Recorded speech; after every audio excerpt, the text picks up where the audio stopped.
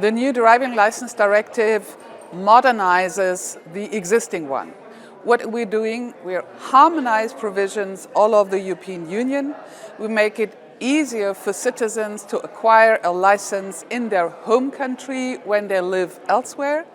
We enter the digital age, so there will be the right for a digital license until 2030, which is, of course, especially for young people who have everything on their smartphone, a very important change. At the same time, the freedom of choice is maintained. So if you say, I don't want this mobile license, I am very happy with my physical one, you will have the right to acquire the physical license. For the European Parliament, it was especially important to preserve this freedom of choice when it comes to mobile and physical. It was also important to give the people freedom of choice to do the driving exam in their country of origin or in their country of residence, which we both achieved. We achieved, let's say, halfway. The Parliament wanted that the accompanied driving, which is also a very important new element, some countries already have it for passenger cars. It becomes mandatory for passenger cars, which was already in the Commission proposal. Parliament wanted to extend it to trucks and buses. And there we, let's say, have a half win because it is an opt-in for the member states. Medical checks are a very sensitive issue.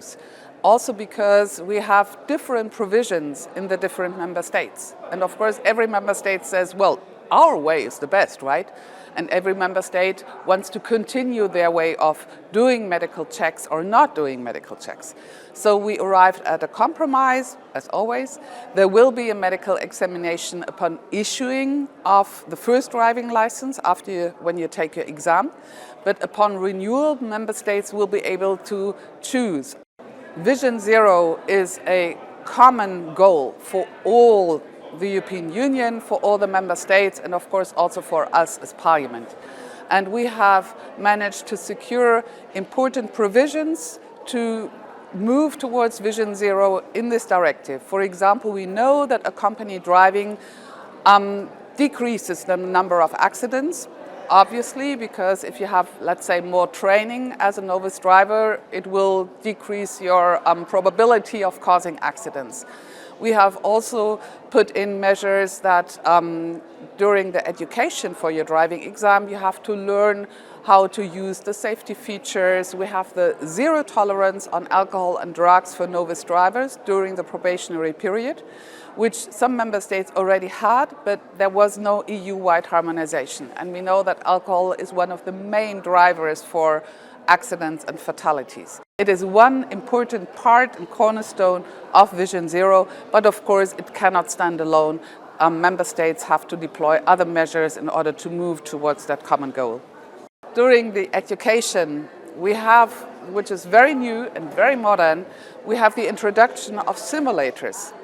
Because a hazard situation should not be practiced in real life, obviously, but it is much, much better for people if they already know what can happen if, let's say, there is snow or if there are kids running on the street, how should I react?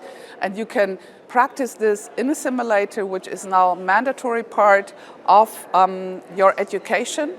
And this, I believe, will help to reduce fatalities in traffic.